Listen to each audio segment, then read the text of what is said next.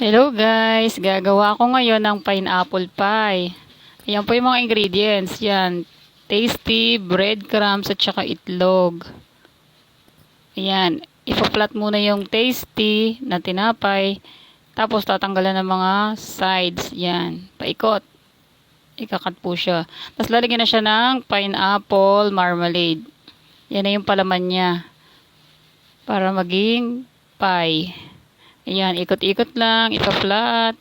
Tapos, ayan, isasara yung mga gilid para hindi siya lumabas. Tapos, ididip siya sa itlog, hindi na po nakita dyan. Tapos, iro-roll siya sa breadcrumbs. Ayan, tapos na po siya. Ready na po ang iprito.